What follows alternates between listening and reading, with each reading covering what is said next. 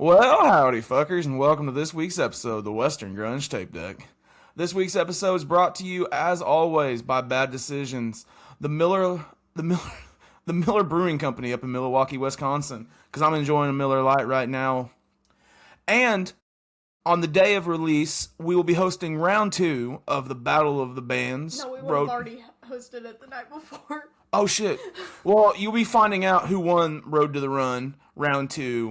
On June 26th, headlined by Coda Lewis, Verdi Money, Margaret Rabbit, and Randon, Folsom, and the Red Eyes. I'm gonna get that right that night. I'm gonna just be like saying it 10 times to get it up there. But now onto the important stuff. We are joined today by Dustin Kennedy, who is the head of a festival in Whitley, Tennessee, called the North Springs Music Festival. He has one of the most killer lineups I think I've seen this year outside of Laurel Coves. I think you got that town name wrong.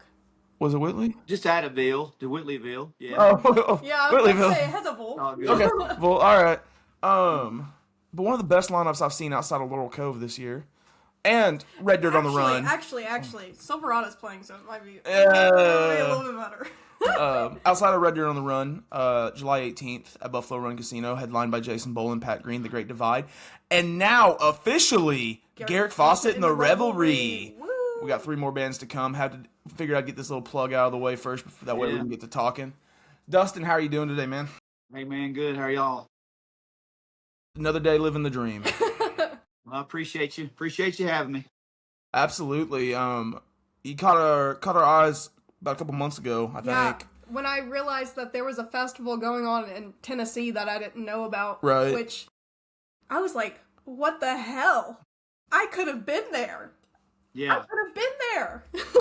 I have no idea. I need a marketing department, apparently, because my little TikToks here and there. Oh, yeah, I heard you. I heard maybe we can talk about that tonight. But it's crazy. It is crazy because we're kind of, in the middle of nowhere. But, I mean, realistically, we're only an hour and a half from Nashville and 2 hours from Knoxville. And and, when you think about it, Manchester, Tennessee, where they have Bonnaroo's in the middle of nowhere.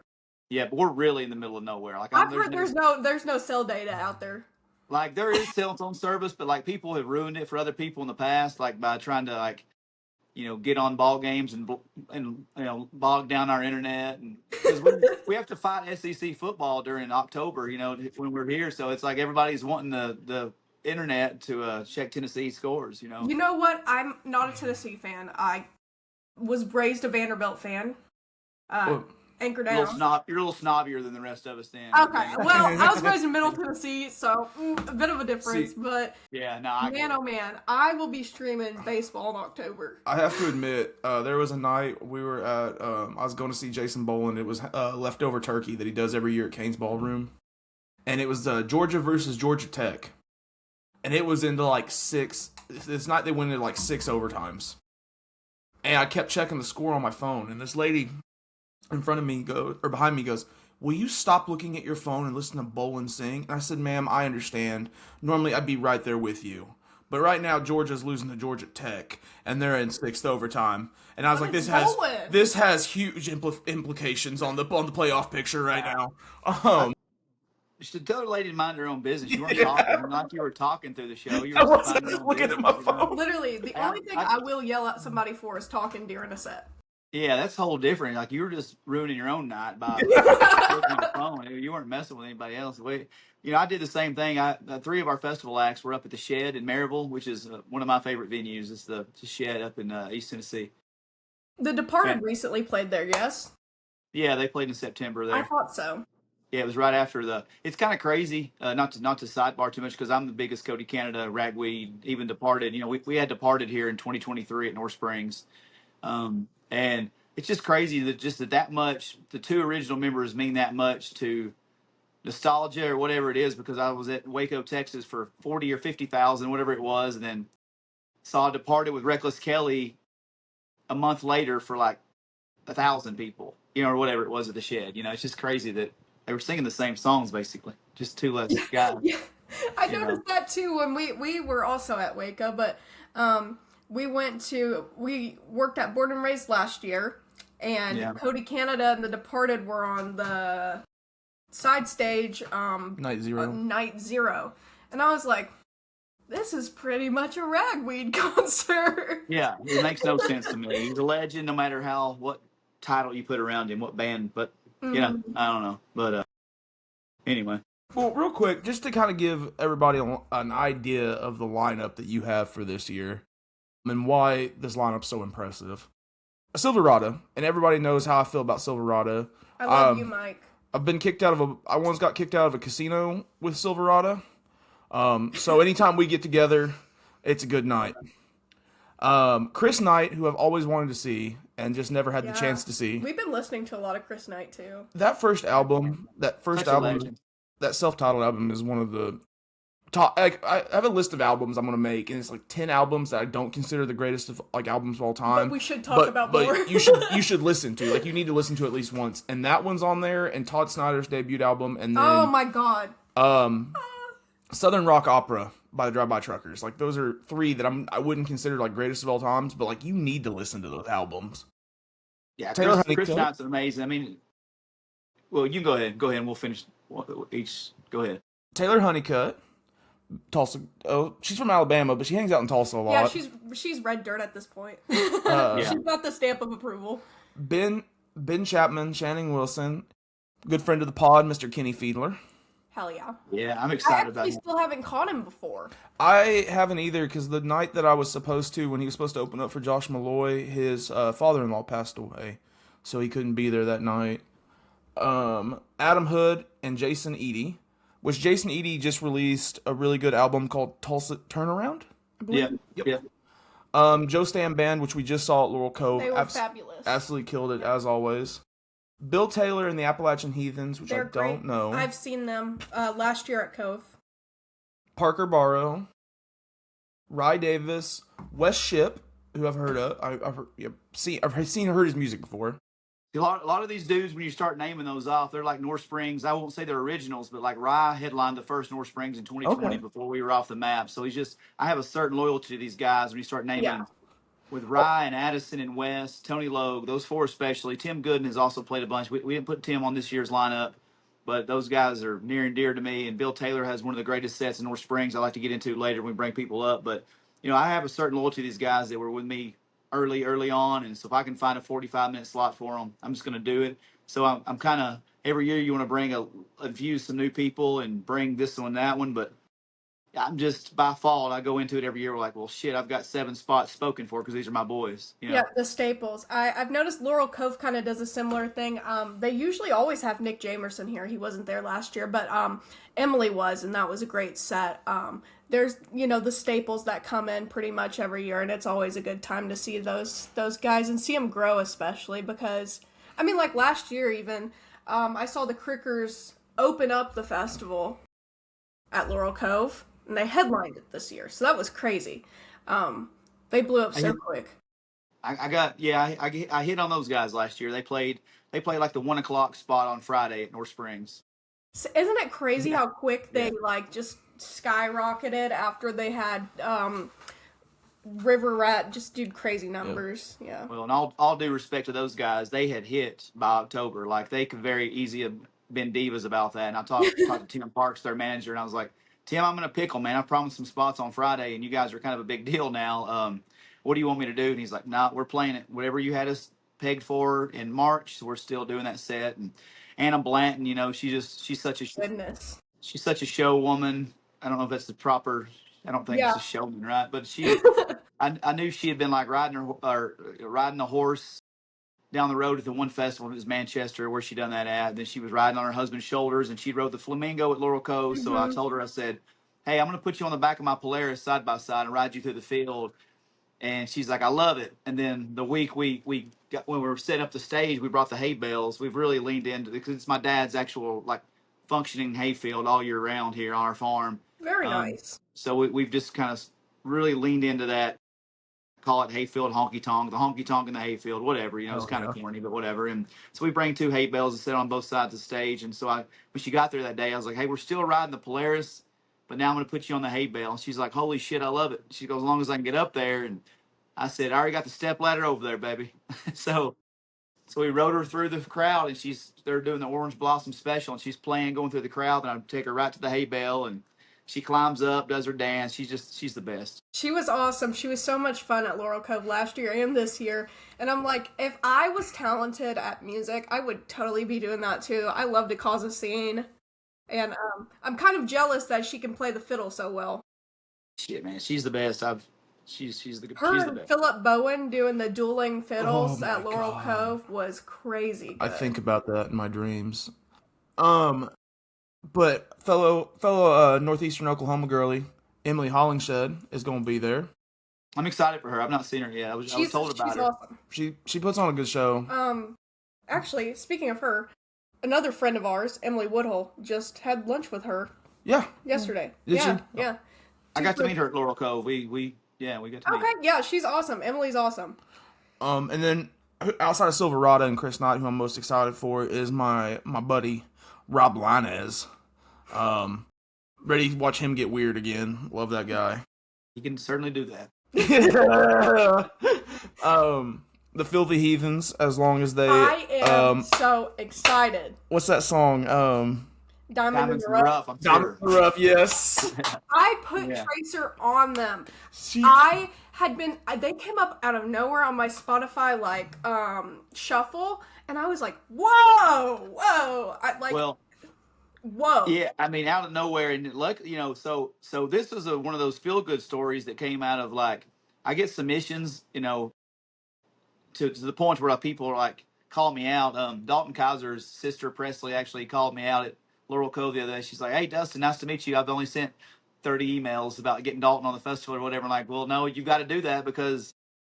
It helps getting in front of them. Like now, I want to book him because they just were such awesome people. They are Down there the awesome. other day. But my story with the Heathens had came about because their manager is Chris Edwards, who owns Mountain View Talent, and he had previously been the manager for Tony Logan, the 184, who I've gotten really close with Tony over the years, and Chris and Tony parted, whatever, went mutual kind of a mutual agreement there, and he picked up the Filthy Heathens, and he was like, "Man, these boys work hard. They're rowdy. They fit the festival." So I didn't know it until like 6 months into booking them for 2025. Chris told me that Bronson, the lead singer, had messaged me the year before and kind of like shot their shot about getting the Heathens on North Springs, and I had no recollection of it whatsoever. But it worked out because, god dang, man, they're pasty white boys that love taking their shirts off, but they entertain when they do it. That's what I said. We need to bring back that genre of men.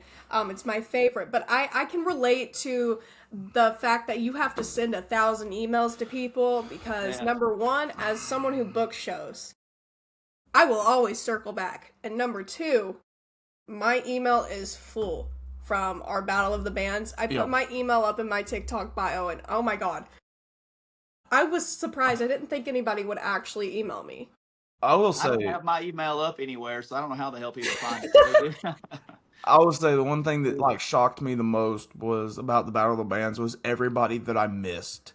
And I mean, I stayed on top of our social media. I thought like the best I could, and there were a lot of acts that I was like, man, next year, I promise, if you haven't gotten, if you haven't blown up and had your big shot yet, you're more than welcome to come hang out with us. But yeah. No, I like getting in front of people because I mean, I try to get back and respond. Gosh, people take that personal sometimes when you don't respond, and it is sometimes. But I have a real job, I'm not just like everybody else. Like I have a family and a real job, and I do. Like at any given point, I have 4 jobs. I do my real 7 to 4. Then I have the festival, which is everybody's like, "Oh, that's one little weekend out of the year." No, it's every damn day. We've There is. unfortunately learned that with our Yeah. small time trying to organize events. I'm like, oh my god. Well, I don't delegate. I don't delegate well, and I've said this on other interviews, and it's just like I hate saying it because it sounds like such a douche thing, like you're bragging on yourself. But it's like, but I'm so OCD about letting people. Like if I tell you to go get the merch stuff ready, then I don't check on it in 2 months, and we don't have our T-shirts ready for October. So I do all the communication with managers, musicians, stage production, porta potties, dumpsters, website. Like every the ticketing apps. Now I got a shit ton of help, the week of and stuff like that. But yeah, so just finding time for all that. Then I do I broadcast high school basketball locally, and then I'm on our school. I have a school board meeting tomorrow at 6. So I had to make sure we, uh, Gee. so, and so it's pretty stupid to try to even. I don't know. So I That's miss the email every. What I'm saying is I miss an email every now and then. Yeah, Guys, that's what I tell my artists that I hang out with, and they'll be like, "I'm scared. I've already emailed this person multiple times," and I'm like, "You know what? They probably haven't even seen it." No. yeah, I was like, "Do you know how many?" I told this to Tracer too when we try to email people. I'm like, "Do you know how many emails this person's probably receiving?" Right. it's how you word them though. Like there's definitely of all the people that as long as I've done this, and look, I mean, we feel it too as independent promoters that we are. I mean, we've had to shoot our shot too, and hey, just following up. Did you see the offer, or did you see? Circling Like, we back. all do. We all do it. I mean, it's no matter what part of it you're in, you've been that person. It's just how you word it and how you go about it. Because I've only had like 2 or 3 that's kind of rubbed me the wrong way in Uh huh. 7 years. It's like, all right, dude, damn. You Yeah. know. We But I'm also humbled that they're doing it. I'm glad they care, but it's like wording is a lot of it means Oh, it yeah, means a I lot. like to hit the. I'll cir- I'll circle back to you about this in about a week just to make sure. Yeah, yeah, I yeah. love saying circle back. I think that's my go-to line in emails. I just as you said, you'll find people that rub you the wrong way. There was a few in our first year that definitely either put me in my place or tried to put me in my place when we were talking about the Battle of the Band situation. Um, and so you just gotta. The thing I've kind of learned is I just take it now with a grain of salt because I've seen a couple of those people since being put in my place, so to say. Yeah. And they were cool with me. They just Yep. said what they needed to say, and we move on. Yep. But that being No, said, it's generally it is if you can get in front of each other. It's like I said about Dalton and Presta. There, those I could see myself hanging out with them and booking those guys. But it's just generally meeting somebody in person does wonders. Usually, Oh yeah. you know, helps a lot. That's why I like to make myself known in every crowd. Well, Yeah, much to his dismay at times. see, before I met Kyndal, I get um, it. I was the quiet guy that didn't talk to anybody. Like Yeah, I might say what's up to the artist. Like the artist kind of start like the artist that started to know who I was, but I really wouldn't talk to anybody because I kind of hate talking to people. I have to do that But for work. he runs a podcast. Yeah, yeah, I enjoy yeah, talking to people that have similar interests in me. You know what I yeah, mean? Like yeah, I enjoy this, but I don't enjoy talking to people. And now we go places, and Kendall's off being her little social butterfly self, and people are coming up to me and they're like, "You're Kendall's now fiance. Like yeah, my name's yeah. so and so. We do this," and I'm like, "Okay." And then I have to like wiggle out of my shell for a minute, and then Probably the best example was Sunday at the Mercury. oh god, we haven't even talked about this yet. I got invited up on stage with Wyatt Flores to sing. And oh my goodness, it was a time. And I just looked down and Tracer's in the audience like Yeah. he was like, "Are you supposed to go up there?" Well, I saw the video. That was really cool. so what had happened was I had like What been did happen? videoing, and then I decided to turn the camera to her, and so I wanted to make sure the video was good, and so I was watching the video, and the next thing I know, I'm following her on stage, and I'm like, I don't know if she just rushed the stage, like she just like decided she was gonna get up there with Wyatt, or if Wyatt invited her, and so there was like a moment of panic when she looked at me, and then I hear Wyatt say something to her, and then they both start singing together. So I was like, "All right, it must be cool. Wyatt seems cool with it, you Yeah, know." That's yeah, what that's awesome. you just have to make yourself known and situations arise like that. I'm afraid I'm the Kindle of my marriage. Yes, Is yes. what I'm afraid because I actually got chewed out at Laurel Cove by my wife because she's not built for those things. Like I have my best friend Clint, he's a big music, and he goes to a lot of my shows. My wife, especially like being an hour and a half from Nashville, like all the cool shows seem like they come to like Exit In or Third and Lindsay like on a Wednesday. Basement.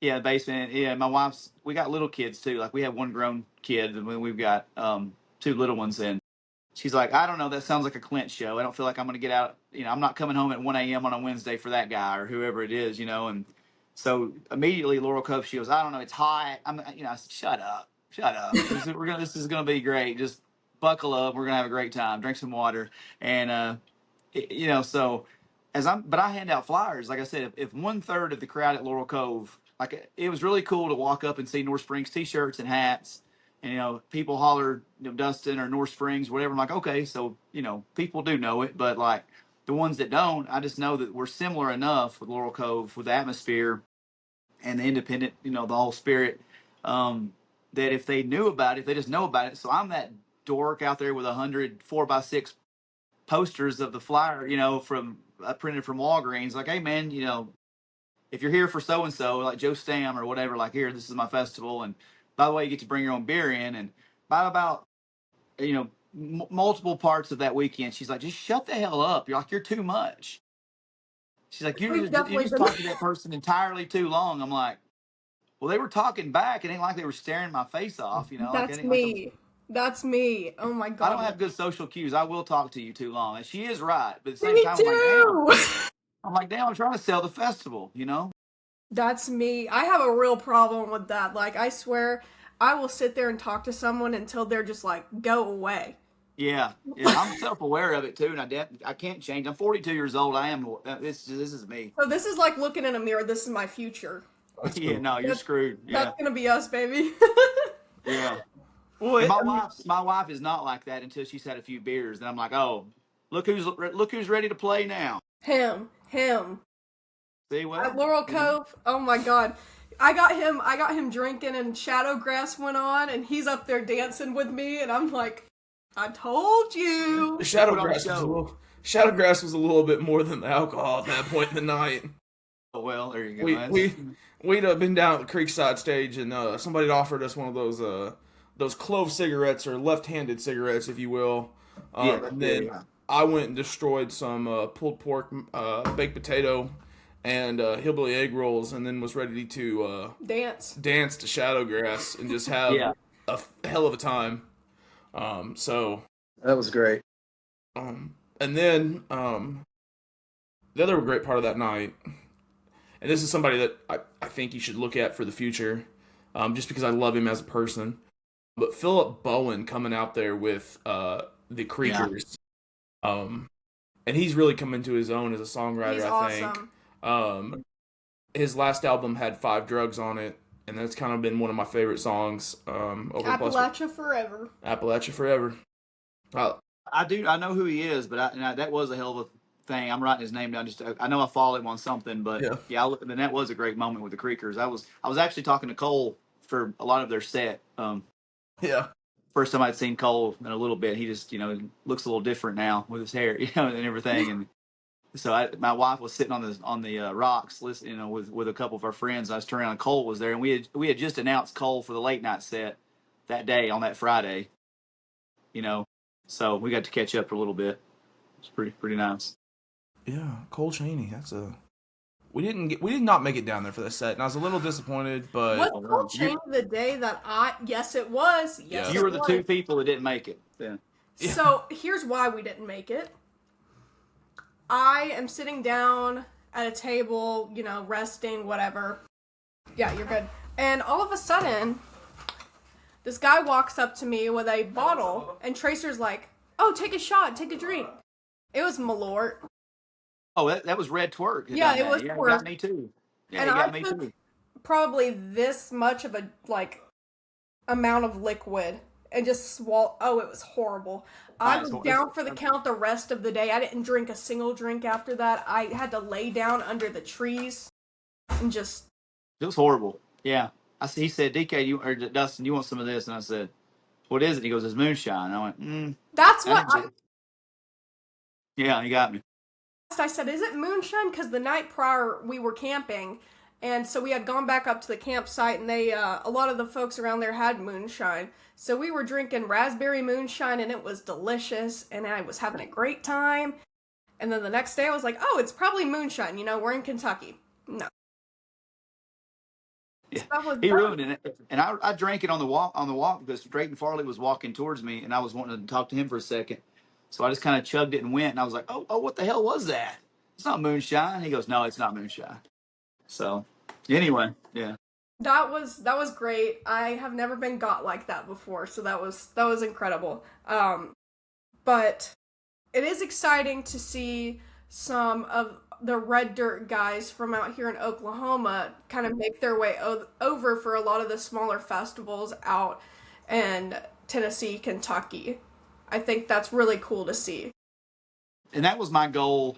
That was my goal right off the start. Was hold on, my 10-year-old just walked in the room. What is? I don't know. I'm not using my phone. I'll come see him a little bit. Uh, he's that's my goal. Is like I just don't want it to be one genre Mm-hmm. at my festival, And I'm more like I am more based towards the red dirt, Texas, and I love what Kentucky's doing. And I mean, God Almighty, it's just some of the stuff Kentucky's belting out over the last 10, 15 years is amazing. Obviously, I mean, you can't even start naming everybody that Kentucky's been putting out in the last decade and a half, 2 decades, but.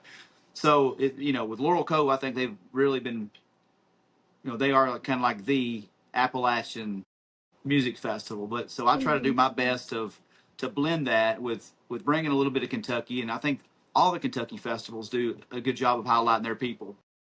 So I take bits of that, whether it's Cole Chaney or Bill Taylor or Tim Gooden, the Creekers, always implementing those kind of guys, but also bringing in Cody Canada from the Red Dirt, and then Kenny Fiedler. Really, really excited to have him. We've had an influx of Alabama. Like, who even knew Alabama had such a strong? I didn't until I started seeing some of the more red dirt sounding bands based out of Alabama, and like it makes sense because you have Muscle Shoals down there, Yeah, and the history of like all of the great southern rock bands that have come out, but like it's true. really Yeah, exploded in the past couple of years. I think a good example is Muscadine Bloodline, the Red Clay Red Clay Strays, Strays. Yeah, for Taylor me last Honeycutt. year. For last year Alabama, we had Taylor Honeycutt, them Dirty Roses, Adam Hood. Oh We had my Rich. God, I forgot about them Dirty Roses. Mm-hmm. Yeah. Yeah, they've played the last 3 years at North Springs. So and then, so they went direct to Cody Canada year one. They went direct to Ward Davis year two. Then their manager was like, "Hey, where do you got TDR slotted?" And I was like, "I got to make them the headliner." I was like, "Nobody." I mean, that's all due respect to Cody Canada because he's my favorite of all time, and Ward Davis is awesome. But like, them Dirty Roses are tough. They're tough to follow. Mm-hmm. So then Adam Hood heard about my festival. Like, you talking about you being from Mount Juliet, an hour and a half up the road, you never heard about it. I mean, like, Adam Hood, Taylor Honeycutt called me one day. I was at it was my wife's niece's 4-year-old birthday party. And Taylor called and was like, "Hey, what are you doing?" And she's like, "Adam Hood wants to be on your festival." And I was like, "Holy shit, Adam Hood." I was like, "All right." And, and basically he called the next day. She was like, "I'm going to give him your number." And I said, "Yeah, please do." And the next day, an Alabama number called, and he's like, "Hey, my name's Adam Hood." And I said, "Yeah, I know who you are." And he's like, "Dude, he's like, is this your festival?" He's like, he's like, "Jason Eady and Taylor Honeycutt are two of my best friends, and they shared it on their Instagram story, and like, I want to play this." That's cool. So that's how you dumb luck got me Adam Hood. And I was like, "Dude, I'm booked, but if you'll give me a discount acoustic this year, I'll bring you back next year and kind of more reasonable your rate, what you Mm-hmm. deserve." And so this year, him and Edie are playing as Southern Brothers with a full electric band behind them. It kind of feels like catching something right before it's big, honestly, because Yeah. I feel like I missed out on Laurel Cove because I made it to Laurel Cove the year after the Red Clay Strays. Yeah, And that was yeah. their moment that, like, everyone knows about Laurel Cove now. And I'm like, finally I find something before everybody else does. I feel better. My my big one will always be, and I know how some people don't care for him anymore. I don't care. I still like him. Was seeing Zach Top open up for the Steel Woods for $10. Yeah. Well, that's a hell of a deal. And like there wasn't even a sold out crowd. It was the first time I'd ever seen tables on the floor at Kane's Ballroom. I was there with like 200 other people. And it was phenomenal. Zach Top was great. But I do love those. I caught Caitlin Butts with about 50 people. That was pretty Yeah. cool. I'll tell you.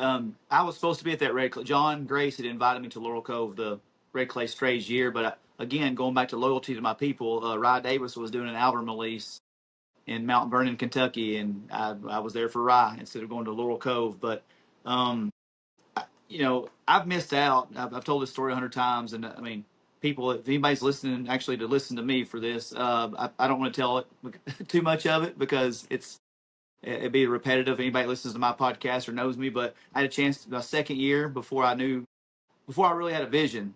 The first 3 years I didn't really have a vision for what I wanted North Springs to be, and I had a chance to get Charles Wesley Godwin the second year for about $1,500, and I said, maybe next year, and next year he wasn't affordable, so he went from 1,500 to 40 grand to 60 grand and 100 grand, and um, so.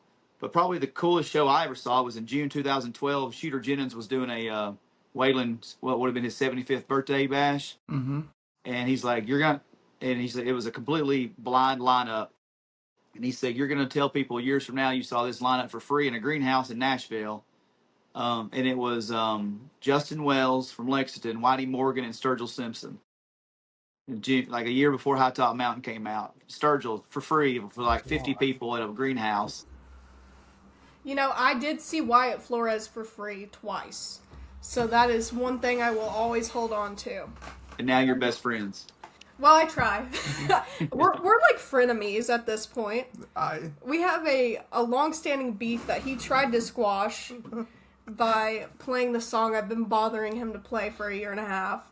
But I'm going to come up with something else because I can't let my one good bit die. That's always, no, I can't. It lives forever.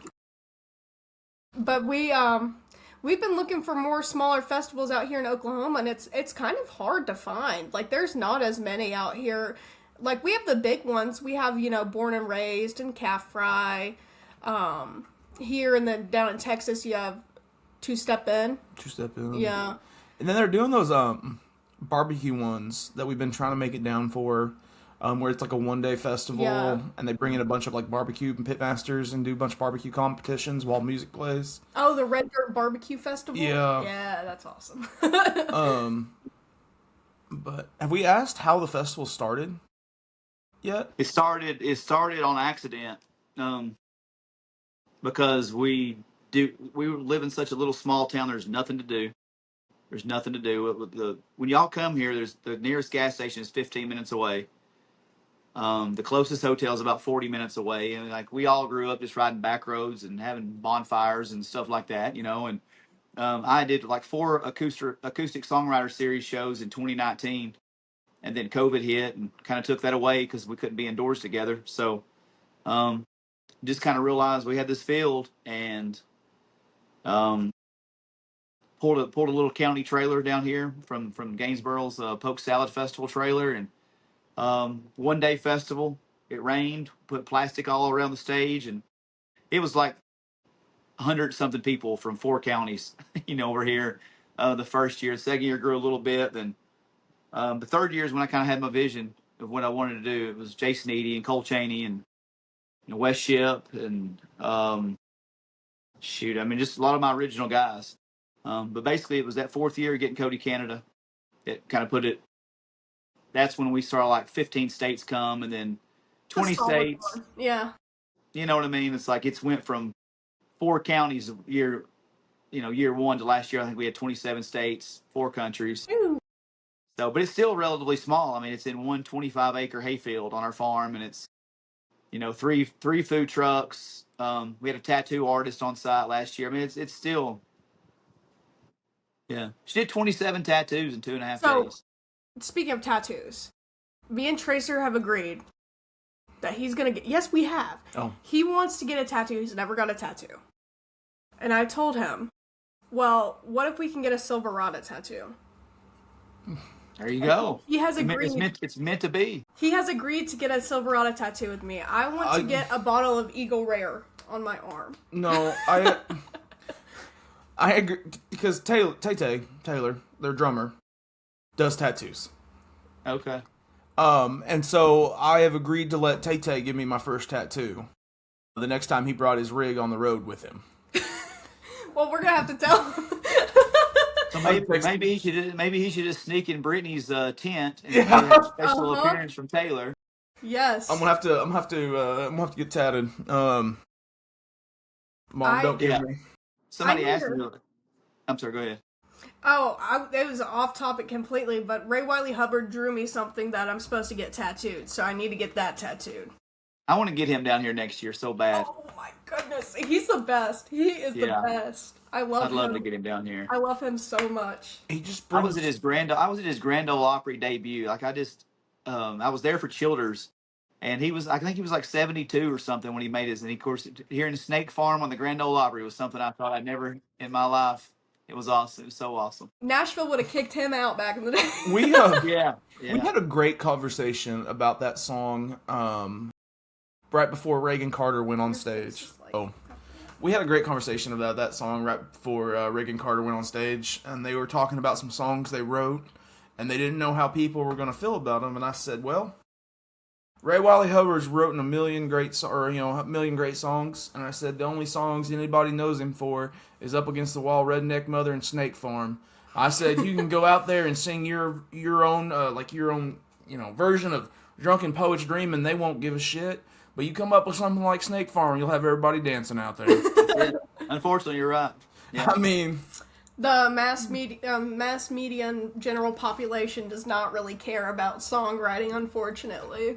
No, and that's what, talking about Chris Knight earlier. I've been listening to Chris Knight pretty much since that first album came out. It's almost 30 years old. To kind of date myself here, but I found it in high school, so not quite 30 years at all.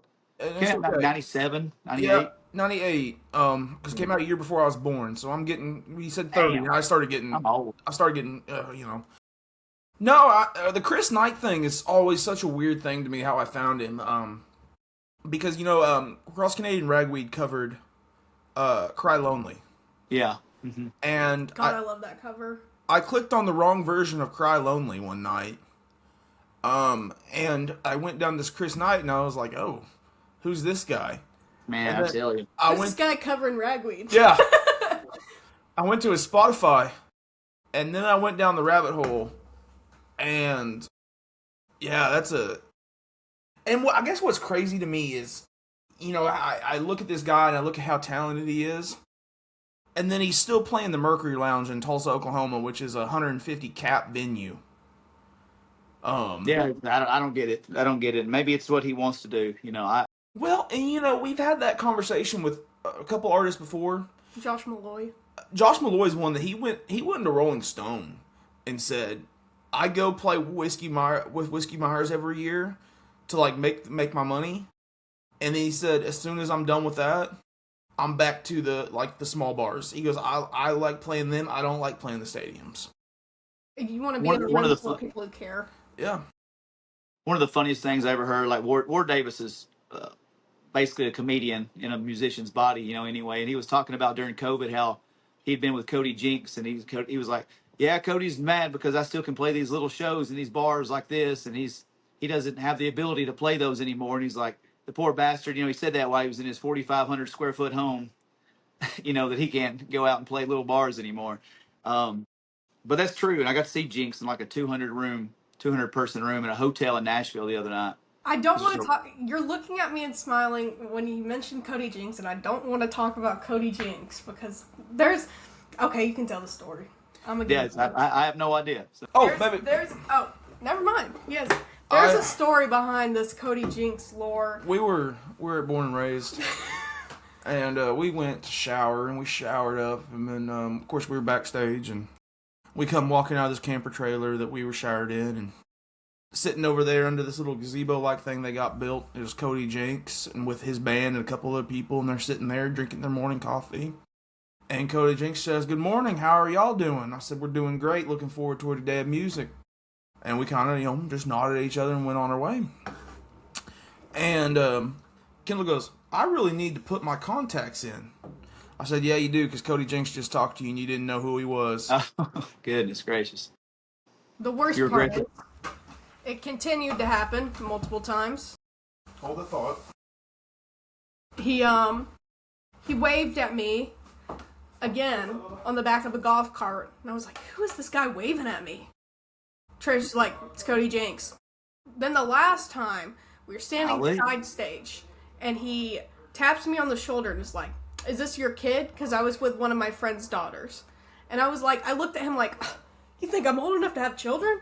Because I'm not used to the fact that people my age are having kids still. So I look at him and I'm like, did not say a word to him. And once again, ignored Cody Jinks. So I ignored him 3 times when he tried to speak to me. And I'm like, he's probably not used to that. He probably thinks you're all ass. Yeah.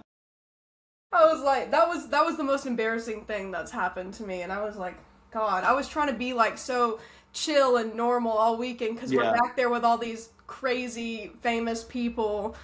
And I'm like, yeah, I was a little bit too chill. We met Jamie Johnson, and he's a real nice guy.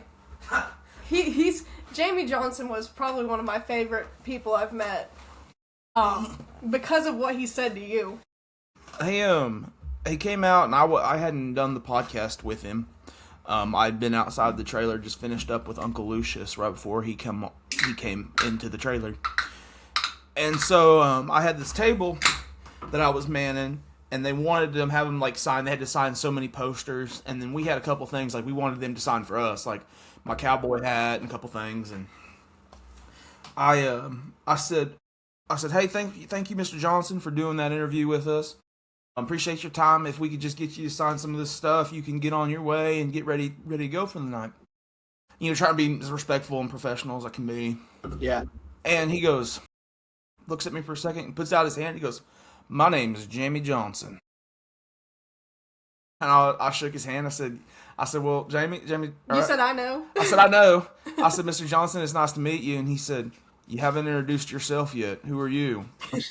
And I said, well, my name is Tracer. And I went and talked to him for a few minutes. And he said, well, that's a cool name. He said, I'm going to do exactly as you told me. I'm going to sign some stuff. And then I'm going to get on my way. And he did. He went down there, and then he was getting ready to leave, and he said, Tracer, you enjoy the rest of your day. And he went on his way, and I was just like, it was just such a weird interaction. Because, like, prior to that, like, having artists come up and sign stuff, it wasn't very, like, a personable thing. Like, Uncle Lucius, of course, was cool. Silverado, of course, was cool. But we had some others that, came about, and it was kind of like, hey, you're here to do this. You don't want to talk to me. I'll tell you what I need you to do, and then you can kind of go on your way. And so being how big he is, I kind of figured that he, was going to do the same thing, but no, he's a very personable guy. He had that cut-off tank top on and some basketball shorts. He was dressed like Adam Sandler. It was awesome. I think the funniest thing I watched all day was the morning.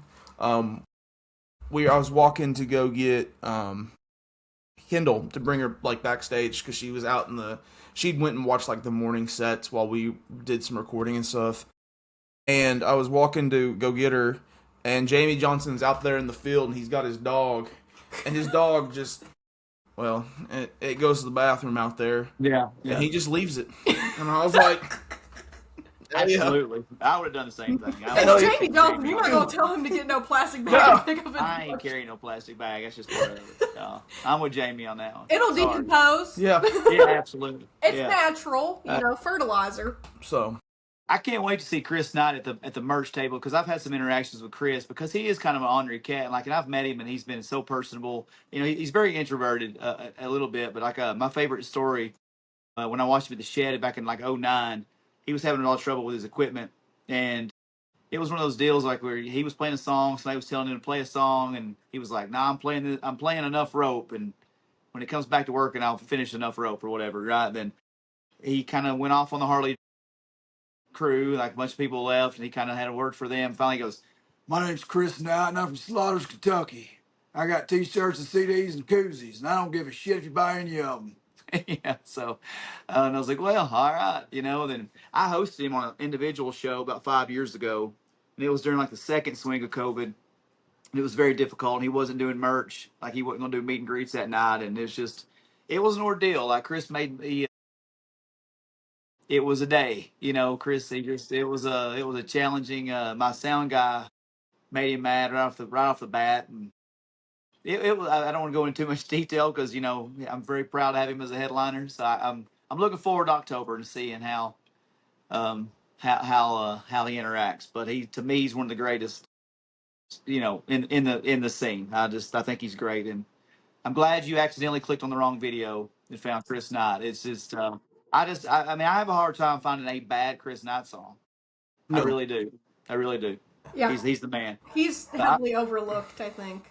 Well, I Yeah, I can't. mean it ain't easy being me is like it's one of the greatest songs ever.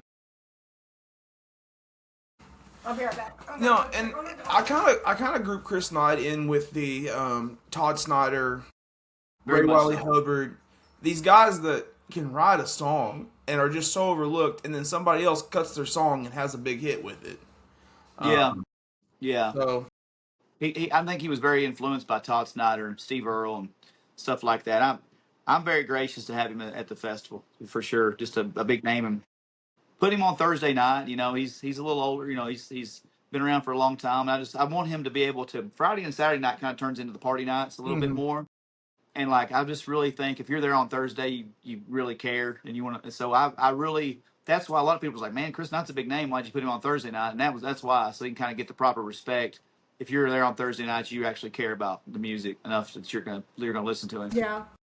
So And you know what? That's why I do prefer going to more local festivals, is because I feel like the crowd is more full of people who actually are there to enjoy the music and not just there, because I know this guy's one song from TikTok, Yeah. which happens unfortunately with a lot of the younger artists in the red dirt scene. So we have these events like Hangover Ball, where we have Cody Canada and Jamie Lynn Wilson and did BJ play BJ Barham and all those guys, Mike McClure playing. But then you have some of the younger guys playing that, do really well with the younger crowd, and the younger crowd comes in and, they don't really care about these older folks, and they just are kind of disrespectful. And that yeah, just it's always like we had Baker Blankenship a couple years ago, right when he that song "Maxed Out" that he went yeah. viral for. And listen, I said no to this kid, like not directly to him. He wasn't reaching out, but like people would say, "Hey man, you should get Baker Blankenship," and I was like, "Why? Who is that?" And they said he's a kid. It's the county over. He's from Livingston. You heard Overton County, Livingston, Mm-hmm. by Cookeville. It's Mm-hmm. one county over, and I'm just like, I just thought he was a kid that was cooking hamburgers at the restaurant and just got out of high school. Like I didn't know he was saying. I just thought he was saying at the grill, at Wayne's Grill or whatever, And no disrespect, but I just thought he was a young kid just picking the guitar a little bit. And after like the sixth or seventh person told me to get him, and he went viral right after I got him, and we got a really young group of people to see him at 12:30 that day. Then they just disappeared the rest of the day. They didn't Yeah. care to watch anybody else on the lineup. They didn't want to learn new music, but I tried it when I was telling Tracer. I'm trying to implement younger artists, but that's the risk you take though. Is like what I have kind of made a special festival, you know, for the right reasons. I'm afraid that if you get younger people,. It just Plus, when you're allowing people to drink for free, basically, it's like no offense to Yeah. younger people, but they don't know how to drink usually. And one thing So I will say that I think Laurel Cove does a good job at is them doing, like, now that they've exploded in ticket sales, doing the alumni tickets first, so it's more that's good. returning people coming to keep a good crowd in there. Because I could totally see that turning into like an influencer sort of. Very much so. We're up here in the mountains. Well, I talk to John a lot. Me and John talk a lot, and he just like basically people will come up and people in Pineville now are pissed that they can't get tickets to Laurel Cove and they didn't give a shit to start with. You know what I'm saying? And I Mhm. shouldn't talk. I shouldn't talk for John. I'm just saying like you're gonna get that. Like right now in my town, a couple years ago I hung a flyer and they're like North Springs Music Festival. This North Springs down here, right off the hill here. And I'm like, yeah. And they're like first year, and I said no, fifth. Then I went to the Ryman Auditorium that Wednesday night, and somebody's like, "Are you Dustin and host North Springs? Like we're coming from Alaska to your show." You know what I'm saying? Like they care because they care about music. And the people in Pineville's like, hey, you should book Charles Wesley Godwin, John. And he's like, yeah, I used to book him all the time at the Bell Theater.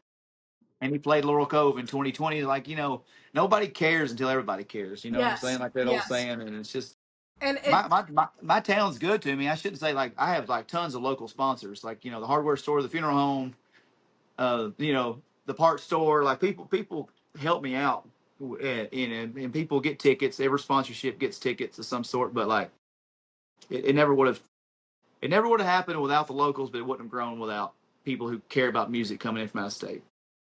So yep, Well, definitely. I mean, we talked about. I'm still coming off the high of our first battle of the bands right now. Um, yeah, and I can imagine you felt the same way I felt. Um, 6:15 rolled around. Nobody's gonna fucking come. Everybody's sound checked. Everybody's there. We're all hanging out, drinking a few beers, having I was drinking more than a few. I got Yeah. so anxious. yeah.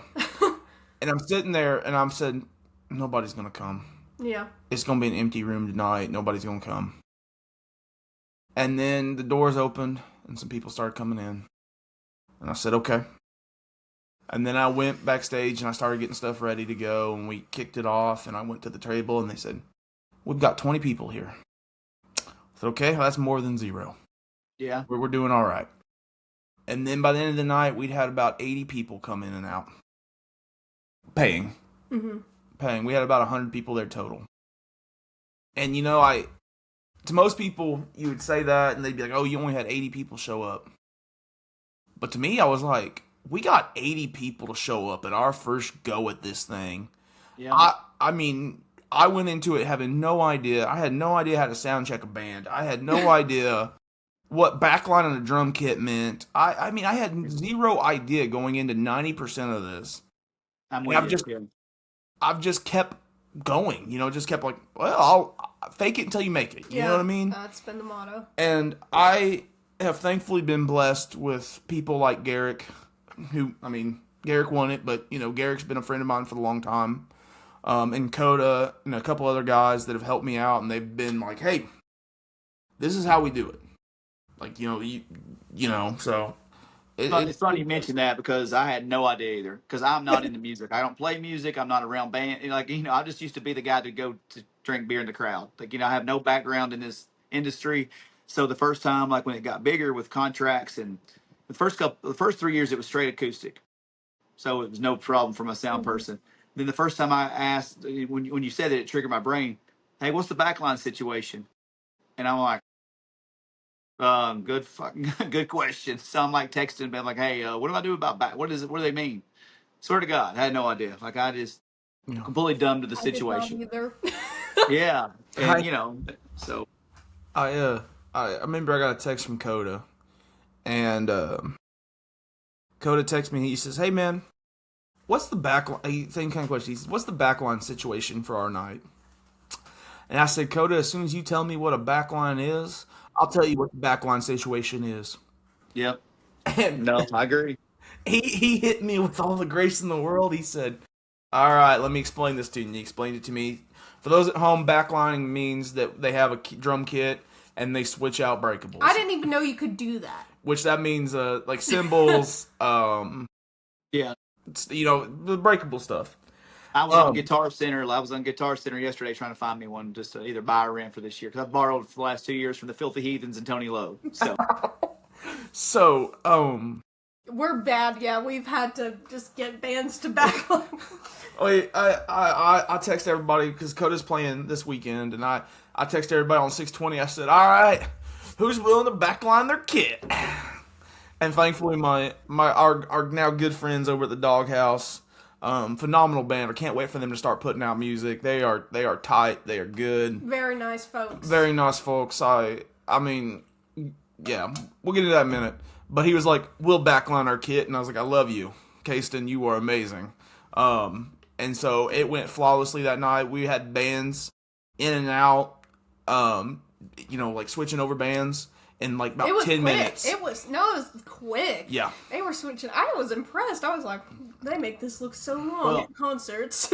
Yeah. well, it can be because I'm an idiot who tells myself every year that I'm going to book like 20 bands or 22 bands. Instead, like I booked 30. I booked 29, and then I knew I wanted Cole, and it finally worked out where we were able to add Cole to the late night set. So now I've got 10 bands per day, running from 12 o'clock until night, and like I'm only putting 15 minutes because I have one stage. I don't have like two stages like Laurel Mm-hmm. Cove and like other places. Like I'm one stage, and That's awesome, though. I love that. That means you catch every single band. you You're not catch running back and everybody. forth. Yeah. Yeah, if you're willing to, lay in there. The best thing about North Springs, about the setup, is that you can go the very back of the field. Like if you're camping in the very far corner, you can see the stage. You can hear the acoustics are crazy throughout the hills here. So like you can like, if you want to be in the front of the stage supporting, you can be. But you can be back at your camper in your camping chair and see the whole stage throughout the whole. So that is definitely a plus of North Springs, where you're not walking, and I think my Mm-hmm. legs still hurt from Laurel Cove. Oh my God. Speaking of that, Tracer, one night we parked and he takes me the complete opposite direction of where we parked. So we walked almost 2 miles to where our car was uphill. And I'm like, at this point, I am in shambles. I am drunk. I'm tired. I want to go to sleep. And the whole time, like, I'm walking, trying to jog up this mountain. We get there and lay down, and I'm changing my pajamas. And I look down at my legs, and my legs are all bruised from just, like, trying to walk up the mountain. And I'm like, what in the world? And they encouraged me to party after this? And we did. We drove in the wrong direction. We stayed in Middlesboro, and we took the GPS, and we drove all the way through the park. And I'm like, Jesus Christ, we've been driving for 20 minutes up and down like this right here. Yep. I'm like, when the hell are we going to run up on a stage somewhere and people? And so, after we realized where the Creekside stage was, we're like, oh, we could have been there in 30 seconds after we turned on the highway if we would come in like the next road instead of the park. But Yep. it was a great experience. I loved it. Hell, it's been 2 weeks. I've still got my wristband on. I'm not even a hippie that carries I've still got it though. Well, sorry, hippies. I do this every year. I think it's so fun. My best friend does it too. I like to see how many I can get up my arm until it fills up. Last year I had it over my elbow until I was like, okay, like I'm very uncomfortable. Yeah. So Yeah. one of the funniest things I think we ever got into, and it was right before Kyndal moved out here. We left Born and Raised and went and got a hotel room for the night so we could like shower and relax, and like, we were dirty and disgusting even though we were showering out there. But next day they were having a record. What is it, like a record? Mm-hmm. A record show. Record show. That's what they call them things. And we go to pay this guy, and it's this older couple that do it. Very nice people.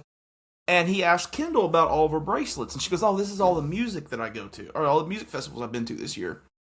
He goes, oh, that's really cool. And so she ends up winning a record. And, I did win the raffle somehow. Yeah. I've never win anything. It was amazing. she won a record. And then he comes up to me and he goes, my wife wants me to ask you guys a question. I said, sure, what's up, buddy? He goes, are y'all influencers? And I said, at the time, like, Kyndal really wasn't posting on TikTok, and I really wasn't. Like, we had the Western Grunts thing, but I was like, not really. I was like, I mean, we have a social media presence, but I wouldn't call ourselves influencers. You know what? It's a internet micro celebrity. Yeah. Niche internet micro celebrity. Yeah. Funny story about that, but we'll get there. But anyways, he was like, well, we want influencers to come to our events to post about them to get younger people here, so it's not just a bunch of old guys sorting through records. And I was like, I don't know, man. I did get invited to all of the next upcoming record Yes, shows. he handed me a list that he like handwritten of like all the record shows they had coming up in the next year, and he's like, if you remind me who you are, I'll let you in for free. I was like, hell yeah. But we haven't been able to make them because I mean, like they go to Dallas, they go to Denver, But no, I went to school at Kansas State, and I worked for the athletic department when I was at Kansas State, doing parking on game days. And my old supervisor, he calls me up one night and he goes, Tracer, you're a micro celebrity. And I was like, what does that even mean? And he goes, and he of course told me he'd seen me on Twitter in a clip talking to an artist. And I was like, I'd never dreamed I'd be a celebrity. And he's like, I never dreamed you would be too. Thanks, Luke. Appreciate you, buddy. Hey, I was nominated for Most Likely to Be Famous my senior year of high school, and I lost. And I am still trying to make this happen. Austin, I'm coming for you. So has Austin made it? He's the one that won the award. He has not made it. Well, We'll see. And he didn't sing on the stage with Wyatt Flores. He did not. He did not. So screw Austin. And she's on the Set List FM. I am on the Set List FM. That was my proudest achievement ever. I said, you know what? I'm not a musical person. I can't sing. I can't dance. I can't play anything. But I love attention. I like to be the center of attention. And I love an audience. So I'm like, I'm never going to make it. Well, now it says on Set List FM, on Wyatt Flores' performance from the Mercury Lounge, falling sideways with broken ciggies. So I've made it. I think you passed Austin over the weekend. Yeah. I think I peaked in life, and I don't know how I'm going to go from here. Because you know what? I have these moments like this where I'm like, this is the peak. Which the first one would probably have been getting on stage with Treaty Oak Revival. Mm-hmm. But now it's like, I've been on stage with Wyatt Flores. Like, I've peaked again. How can I top this? Getting kicked out of a bar with Silverado. Maybe Silverado needs to get you on stage at North Springs. Do something viral. Let you get up there and sing Eagle Rare. No, you can put a Walmart anywhere. I love anywhere but here. I can't wait. I've been waiting to get these guys here forever. They are so friendly. Probably one of my favorite artist interactions has been with them. Me and Mike talked about Lana Del Rey backstage for like 15 minutes. And that was just everything to me. I love Lana Del Rey. I'm a huge alternative pop fan, firstly, before a country music fan. And so that's what I grew up on and whatnot. So I love talking about my other interests. And he just sat there and let me dump all my information onto him. And he was a good sport about it. From what I was told, I don't know that they knew the offer was out to come this year and be one of the headliners, but I think it was the Down in Mississippi Festival, Jason Eady's that he puts on in Clarksdale, Mississippi. I was told they were heavily influenced by Jason Eady, Adam Hood, Taylor Honeycutt, and Addison Johnson that weekend. Artist word does a lot for and that's how North Springs has grown, because when I got Cody Canada in 23, their manager, the guy who helped me book Cody Canada, Josh Green, said, "Hey man, them Dirty Roses want to play the festival. They would love to play it because they love Cody." So they, we got both of those guys on, and then the next year after the Roses play, they love North Springs, and I went and watched Taylor Honeycutt open for them, and basically they said, "Hey, the boys were talking about how fun North Springs was. We want to get on there." So I said, "Well, I'm here to watch you guys. Don't screw up." And Taylor's like, "Them Dirty Roses got me so drunk last night, there's no way I can play good." Like, there was somebody brushing their teeth by the van. There was somebody puking by the van at the shed. So, and Taylor has single-handedly told Ben Chapman, there's a podcast clip somewhere. I forget who, Ben was on a podcast. And I think it was my buddies, Southern Rock. I'm butchered their name. They're great guys. Brian and Jason. Damn, I can't. Southern, they're going to kill me if they ever hear this, so maybe they won't hear it. But anyway, they're Southern. Shit. I've been on it twice. I'm posting this clip specifically. Whatever. And I'm going to tag them. Gosh, dang. Southern rock and blues. If you type those words in together, it's hard to keep track of all of these podcast guys. It's the third podcast I've been on this month. So, but Ben was like, "Yeah, I was told Taylor Honeycutt's like, hey, there's a guy named Dustin. He does a festival in Hayfield. If you're into that kind of shit." And he's like, "Hell yeah, I'm into that kind of shit." So Taylor told Ben, Taylor told Adam, Jason told Adam, and it's just word of mouth, and it's just.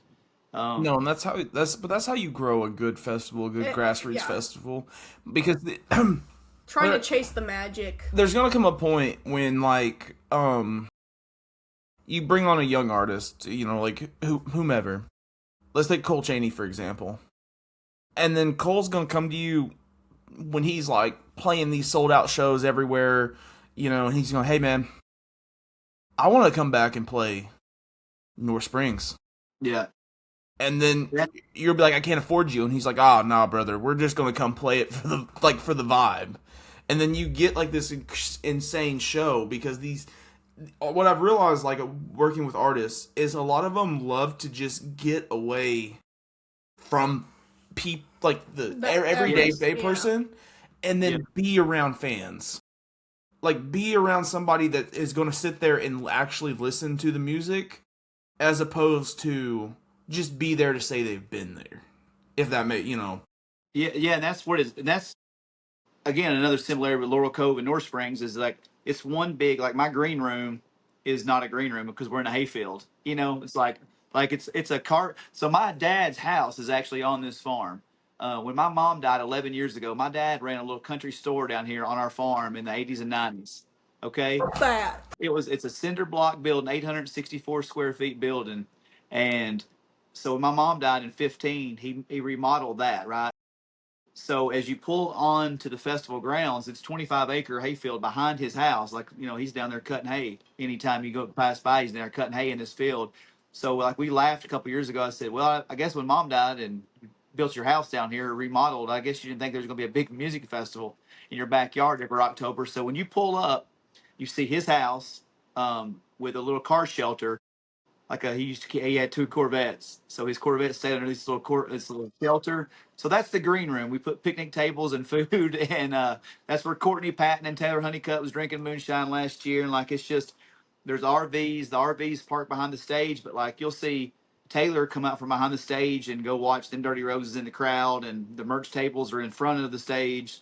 So it's just like back and forth. Like the artists will walk out to their stage for their merch for a little while, watch the music, interact with the crowd. Like if you look at my photographers' pictures from the crowd, you got Taylor out mingling in the crowd. West Ship comes in on Wednesday, kicks off his shoes, walks barefooted, smoking weed for 4 days, and and you got to make him leave on Monday. Like Wes, the festival's over, dude. Go home. It's just so, and that's what they talk about. And Jason Eady said that on the podcast. He was on my friend Soul Gravy's Texas to Tennessee Yes, yes, podcast, yes. we love them Friend, and boys. friend of the channel. Friend of the We love channel. them okay, boys. cool, cool. And yeah, he asked me actually. He just texted me yesterday, want me to co-host a show with Drew Eads that does Unbroken. I'll go back a long time with Drew.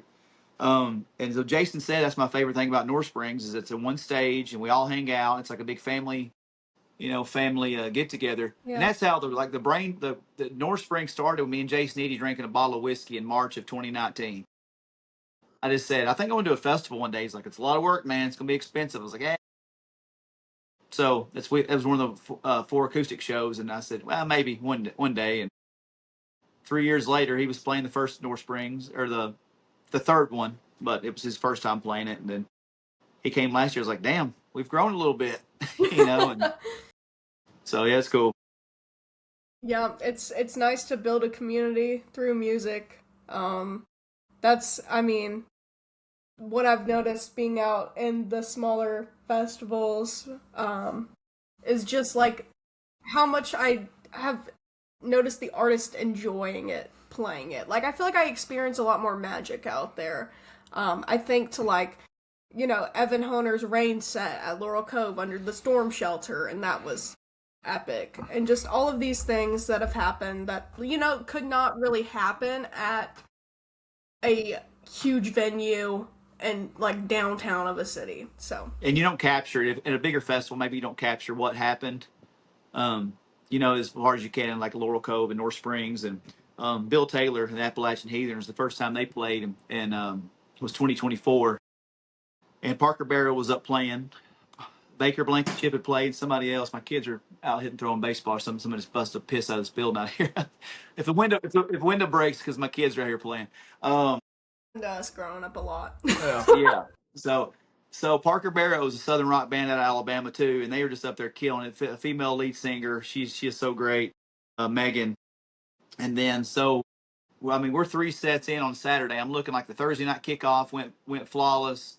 Friday night went well, and I'm just sitting there, and the weather's beautiful. That's the one thing, like an outside festival, you're just like you're at the mercy of Mother Nature. So I'm sitting there just happy. I'm finally happy. At some point in the festival, I'm nervous, like you were saying earlier, like watching the cars roll in, watching the weather all weekend. I'm like, damn, we're here. Like we're 3 o'clock in on Saturday. The weather's perfect. We're gonna make it. And then all of a sudden, the power just goes. The stage power, you see, and I just like, well, what that ain't supposed to happen. So I walked back And my best friend, one of my best friends, Blake, he does a lot of electric work there. He goes, "Yeah, we're screwed." He said the transformer just popped. And I said, "What the fuck? What does that mean?" He goes, "You have no power. There's no power to the stage. You have no microphone. So again, no cell phone service. So we have to drive to my house a quarter of a mile from the farm, get on the landline. I'm one of those old cats, still got a landline down here. And we had to call the electric company and be like, "Yeah, our transformers popped. We're running a music festival." And they're like, "Yeah, we'll be there in a little bit." And I'm like, "What? No, like, you have to come now, you know." And then Jason Parton, who's got a big part in Laurel Cove up there, old Parton, if you've met him, um, in the farm management. I don't know if you guys seen that tent at Laurel Cove. So Jason's a good buddy of mine. He manages Bill and Jordan King and Jordan Lee, and he's like, "Man, Bill will play. You know, that's the thing about Bill. He'll go up there no power if you ask him, you know, and all that." So legend has it, I go up to Bill and I say, "Man, we're already like 45 minutes behind. Um, you have two options. Like, we can continue to be behind and we're going to lose some people, or you can just go up there with no power." He's like, "Man, I don't need no damn power." Actually, he said, "F that power," is what he said. But he said, "You get them to the stage, DK, baby, and I'll sing to them." I'll holler at them, he said. So I got a bullhorn, which in hindsight, I was like, "Who just carries a bullhorn?" I don't know where the hell that came from. I didn't think about it until after the fact. I was like, "Guys, we have no power to the stage. If you can please come to the stage, Bill Taylor and Appalachian Heathens are going to holler at you." And it ended up being such a magical moment. Like, people come to the front of the stage, which people don't do generally at 3 p.m. all the time when they don't have liquid courage yet, you know. And man, it was so good. And they were, you know, Mr. Cox was beating on the cajon up there. Anna was up on the fiddle, and it was just, it was a very, very special moment, you know, and nobody ever lets Bill forget that. Okay, real quick. Shout out cajon players. Yeah. Because Emily Whittle, what's his name, baby? Do you remember her cajon? She has a cajon player, okay? And I could not get the name of that instrument right. We went through. Cajoni? God, he's playing something, man. He's up there beating on that box. He's got a box up there, and he's gonna hit it, you know. And yeah, he took it like a true sport all night long. And we were standing at the bar after all that's said and done, you know, and BSing with the bands and everything. And I said, he came walking up to me and he goes, "Cajon." And I said, "I'm not gonna remember what the hell that thing was in the morning." I said, "But you did a damn good job of playing it." He goes, "Well, how would you know? You didn't even know what it was today." And I said, "You're the first person I've ever seen play one, so you're the best." Yeah. Take the compliment and go with it. Yeah. Yeah, it's stuff like that I really like about festivals that doesn't happen at bigger festivals. And that's also the magic of, you know, what I like independent artists and smaller artists for is that, like, I find beauty in the imperfections, and that sounds super corny, but it really is true. Yeah. Is that shit doesn't go according to plan. Sometimes that's the best thing that can happen. Exactly. Yeah, and there's something going to happen every year, and it's just how you handle it. And you know, I've got a picture printed off here in my man cave of Taylor the first year she played, and she was playing All or Nothing. And my photographer took the picture at the perfect, because I've saw the video, and it's her reaction when they sang back "Pretty in the Face but Dumb as She Can Be" in All or Nothing, and her face, she is so like shocked that the crowd got that loud, and she looks at Bucky, her husband, plays guitar for her. And after the song, she goes, "That is the loudest anyone has ever sang that song to me." You know, and I've got that picture printed off for the first time she played North Springs. Just those reactions, those genuine reactions of like, I can go somewhere and I can play for a crowd 10 times this size and they don't give a shit. Mm-hmm. You know, but this is my first time here from Alabama and you've welcomed me. And she's like, "I'm playing it every year." And then Dirty Roses said, "I'm playing it every year." And then comes the point of like, I want you guys to play it all, but damn, I've got this many spots. And you know, and then that's a good problem to have. It's a good problem to have, but man, it's very stressful. And my least favorite thing is telling the time sets. You know, like I won't announce what times everybody's playing until like the Friday before the festival, because nobody wants to play it Friday at 1, and everybody gets, you know, pissy. And that's when I should just go ahead and put it out now. That way I can deal with all the bullshit now, and that way everybody's over it by October the 3rd. Somebody's got to play at 1 and 2 and 12, and yeah, you know, I'll be there for every set. Yeah, I hope you are, and you know, and that's the thing. Like some people, I tell everybody, I'm like, "Hey, it's better to play North Springs at 2 o'clock than 9 because everybody's hammered by 9." Yeah, So We're gonna remember that one. you're gonna remember the 2 o'clock one, So, um, yeah, it's a good problem. Like you mentioned Cole earlier, booking Cole in 21 and 22 and 23, and he's been with a larger agency the last few years, and that was they kind of did a mutual agreement to part ways or whatever. And so that's one of the conversations we had at Laurel Cove is like, this is the first year we got to do business together in a while, because I'm dealing directly with him and his manager, longtime manager Jesse, and he was like, love those people at North Springs, and it's hard to tell people. And I've said this in other interviews. It's really hard when you're dealing with bigger agencies to like sell them to come to a hayfield in the middle of nowhere, because all the bigger companies are looking for the big looks, right? They're looking for um, the one you're talking about out there in what's Born going and on raised. in Oklahoma, born and raised, and they're looking at Bonnaroo here. And there's an interview with Taylor Honeycutt. She goes, "Dude, I played Bonnaroo last year in CMA Fest. I'd rather play Dustin's Hayfield than Bonnaroo." And it's just like, but the agencies don't want to hear that because they want to see their artists on the Bonnaroo poster and the Born and Raised poster and Mile Zero and all that. But like you ask the musicians, they want to play the down home festivals and But That's Cole. what I've noticed with Wyatt. He's been trying to come back to Laurel Cove ever since he played it last in 24, and he just hasn't been able to. And I'm like, every time I speak to him, I know he talks about how bad he wants to come back and play Laurel Cove, and he still manages to do some Oklahoma, like small Oklahoma shows. We had the Merc and the Wormy Dog. So I don't know. I guess you just got to really fight them freaking well, the one corporate cowboys. I hate it. the one thing I'll say is there was an artist we had on the podcast. I won't say who it is, but we had him on, and it took 3 months to get him on. Not because he didn't want to come on. He was showing up to shows. There's pictures of him in a Western Grunge tape deck hat. But his management fought us tooth and nail to get him on. Bullshit. Because they didn't want him on such a small podcast. Yeah. And it finally came down to a text message sent at midnight and a podcast ran at 8 o'clock in the morning to get him on. Yeah. Just do a podcast with us, because his management would not book us because we were not the big thing that they were having, and We're not Whiskey Riff. okay, but even still to this day, he was playing music on his live about 3 months ago, and I rolled in just to say what's up, and he's got his Western Grunge tape deck hat on. Yeah. And I liked the live a few times, and I said what's up, and he said, I haven't heard from you in forever. You need to text me and let me know how you're doing. And so It's just cool to see a bigger artist like that interact with, It sucks when they want to do it, and then like I remember a long time ago, and I'm not gonna name the artist either, and it's probably I could say some things would be very easy to identify, but I knew their career very well, and like could have done a good podcast interview with them back in the day of my old podcast. And again, it was like, well, how many views do you get? How many downloads do you get? What's your demographic? Blah, blah, blah. And then I see them go on a huge podcast, which was absolutely the right move. They should have done it. And the artist had two legendary parents. And the person's like, so your parents, you were the son of so-and-so. I'm like, Jesus Christ, how are you going to have this guy on here? You do zero research.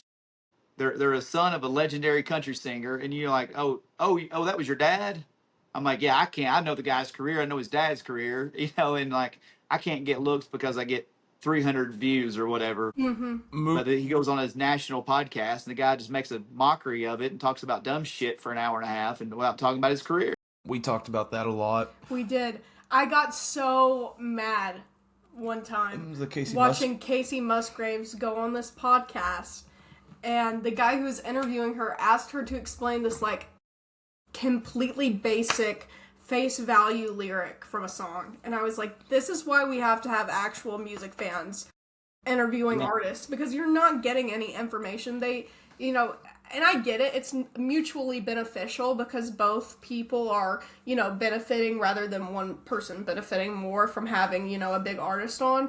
But it drives me nuts. It drives me nuts. I just want everybody to go back to having Mickey Braun on the Western Grunge Tape Deck about a year ago now. When I just kicked off the podcast, we're about 20 minutes in, and I was like, all right, break down the Braun family for me. And he's like, what do you mean? And I was like, no, y'all are too confusing for me.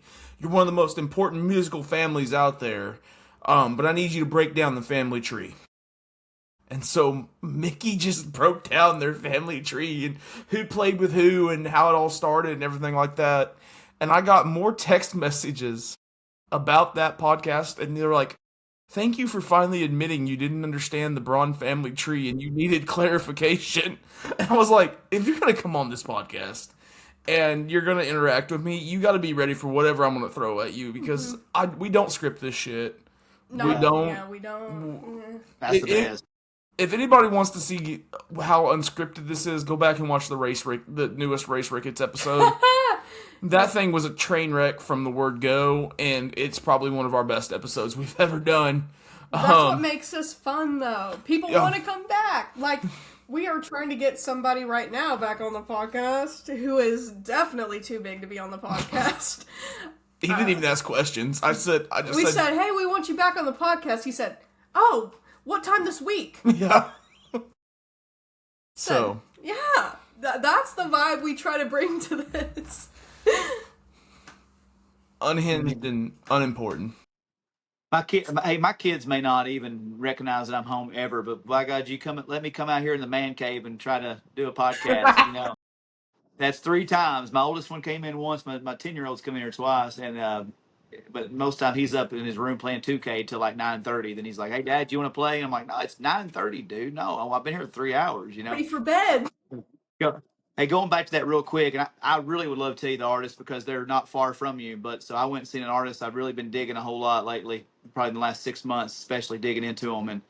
And went to their shows. They opened for a pretty big name, and I told him, I was like, hey, you killed it tonight, man. I really want to introduce myself. I come to see you guys. And he's like, oh, thanks for being a fan, brother. And I'm like, well, I am a fan, but also here for an angle. And I hand him a North Springs flyer with the roster on it for this year. And he's like, oh, dude, that's killer. Like, that's all of our homies. Like, how do we get on that? So I sent you an offer back in as soon as the festival was over last year to make you a pretty premier spot for this year. And he's like, I never got it. And I told him kind of what the management, sent and what we kind of negotiated on, what we agreed on. He's like, you're shitting me. So he goes and tells his guitar player, and he's like, look at this flyer. And he's like, oh, that's badass. Silverado, Taylor Honeycutt's, all of our friends. And he's like, that's sick, man. Like, how do we get on that? And he's like, he offered, and we never heard about it.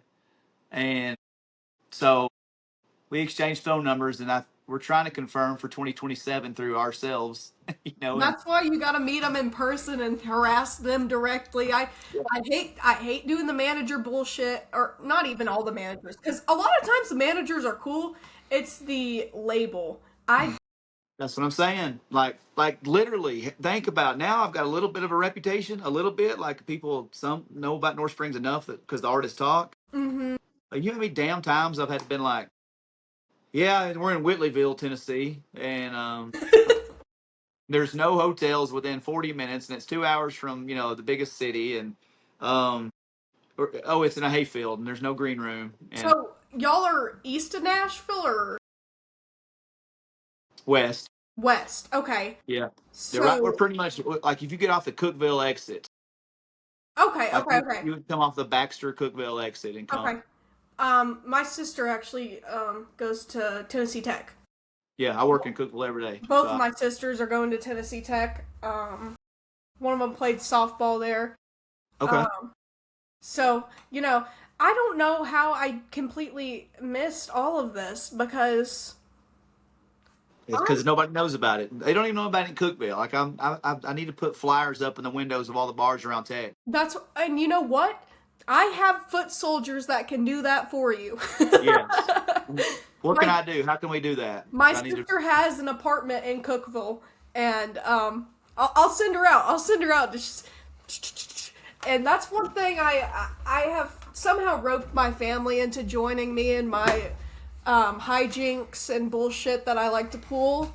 And my friends. So I'll send my friends out to bars and places to put up like my username in people's bathrooms and stuff, and I sent my sister and my Nana out to a Wyatt Flores meet and greet during CMA Fest to tell him to play Falling Sideways. I get a DM that's like, "How are you everywhere?" Like,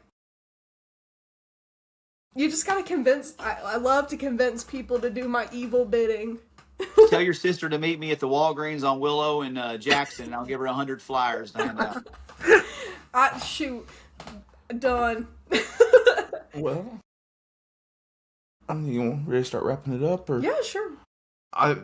Dustin has kids and everything, so I figure we can't keep him all night bullshitting about Chris Knight and Silverado and talking about all the good times.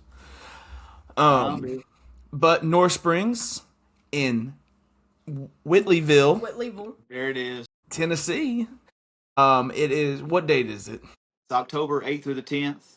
You can get tickets on Jam Nation. We also use Jam Nations like Laurel Cove does, and then also just North Springs musicfestival.com. 3 days, $200 or $70 daily. There's a 1 day deal, there's a 2 day, or the 3 day pass. Camping is, you can sleep in your tent for $50, I think it is, for the weekend. $40 for a car camping. Then it's $100 for a drivable, like a pull behind camper is $100 for the weekend, and then a $125 for anything drivable. Bring your own alcohol in for free. Bring your own chairs in. Food trucks, tattoo vendors, like I said. Heck yeah. All kinds of little boutiques, all kinds of shopping vendors. But yeah, it's one stage, 25-acre field. It's just all the. I'm getting a face tattoo. No, you're not. I'm sorry, I gotta say no on that one. Hard decision. I'm gonna get a lip tattoo. You did math wrong, Tracer. I did. He's trying to do math, and that's never good. So it comes out to under $7 per band to see 30 bands for $200. Not including your camping, but you don't include your camping in the cost of tickets. So make sure you're out there. Kyndal and I will be out there, having a great time. There's no bar for me and Silverado to get thrown out of this time, so can't get thrown out of a hayfield. Lord, that's a perk right there. Lord knows what antics you're gonna see me and Omar and Tay Tay getting up to. But come for that and stay for the music. That's right. Act like you've been in public. That's what I say. Act like you've been in public. Y'all gotta act right. As Dwayne Bryan says, don't be a dummy. And then we always end up being dummies. Well, that's okay. But thank you so much for coming on to talk to us about North Springs. I hope everybody that is listening to this makes it out there for that. It's a great festival. You do a great job of making a lineup. Like I said, Kyndal and I have said multiple times it's the best lineup that we've seen in a long time. He sent it to me and I said, holy shit. I did. And then I saw the other day, the Filthy Heathens posted it. I said, holy shit, we really have to go. I appreciate that. It is kind of one of those deals where this was the most off the rails booking that I've done. Like, usually I have, like, in my head who I want, how to make that happen, who to kind of plan around. And then Cole Chaney was not expected, as we just finished, we just added him. Channing Wilson kind of came in. Even though I was interested in Channing, it wasn't originally like thought that would happen. I ran into him one night at a Peach Jam with Ben Chapman, and we exchanged numbers, and that happened within a week. And like Taylor was, I cornered Taylor a year ago and said, "Hey, I want to make you my first female headliner. Like, it's very important to me that you're my first female headline." So that's been planned for a while. The Heathens have been on the schedule for a while, but it's kind of one of those deals where I was going in. I would like to not book so damn early, but it happened. Like, it was just like one of those deals where I was on a cruise ship a week after a festival last year, and I was booking like behind my wife's back because I promised her no internet, no festival planning while I was on the cruise, and I had like 5 bands booked the first week after the festival, new bands. So, yeah, I'm very proud of it. Very proud for the value. Like you said, $7. I hadn't done that math, which makes me a pretty shitty business person, it sounds like. I'm letting it. We did that for our festival the other day, and I was like, I got the math wrong somehow. We have 7 bands, $35 tickets, and I was like, $7 a ticket. No, Well, or $7 per band, and I was like, that's not right. I want to apologize because you got raked over the coals for that deal. And that was And you. the conversation that came up was I had went to go buy a ticket. And of course, when you go to buy a ticket, there's fees and taxes and all that. Yeah. So I took that number and divided it by 7. And so, of course, when Kyndal goes on there and she says you can see for $35 you see 7 bands for $7, everybody was like, that Oklahoma math ain't right. And I was like, I'm from Tennessee, first of all. I was like, oh my god, my poor fiance is getting raked over the coals because she didn't understand what I told her.